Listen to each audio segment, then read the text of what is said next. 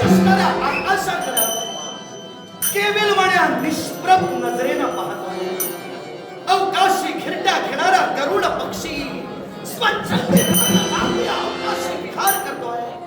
त्या गरुड पक्षाकडे ज्यावेळी माझा नेत्र कटाक्ष जातोय त्यावेळी माझा मान मला एकच पाहिजे आहे. गरुड पक्षाप्रमाणे तो स्वच्छंदीपणामध्ये मला कधी उपभोगता येईल. गरुड पक्षाप्रमाणे तो स्वच्छंदी विहार मला कधी करता येईल.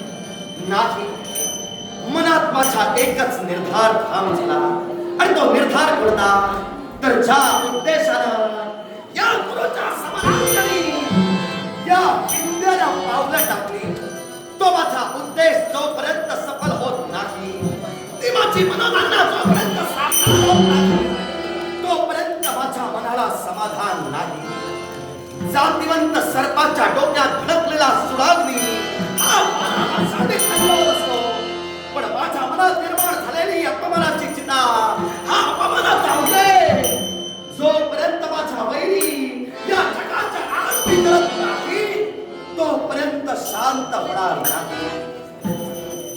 गुरुचं समरांगण सज्ज झालं. 11 औषणी सैन्य कौरवांच्या बाजूला तर 7 औषणी सैन्य हे पांडवांच्या बाजूला सुसज्ज झालं. युद्धाचा आजचा 6वा दिवस आणि या 6व्या दिवशी कौरव पांडवांच्या घराण्यासाठी युद्धाला खऱ्या अर्थानं तोंड फुटलं गेलं.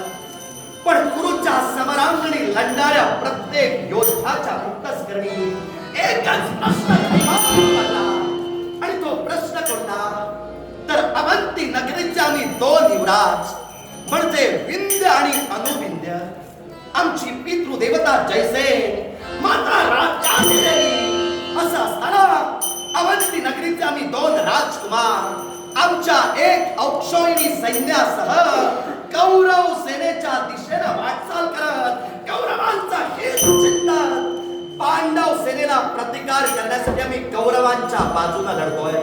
अर्थात प्रत्येकाच्या मनात प्रश्नचिन्हाचा भाग निर्माण झाला. अवंती नगराचे 2 युवराज हे कौरवांच्या बाजूने या प्रश्नाचं उत्तर प्रत्येक योद्ध्याच्या अंतस्करणी निरुत्तरच अजूनही आहे. पण आजचा माझा मनोनिर्धार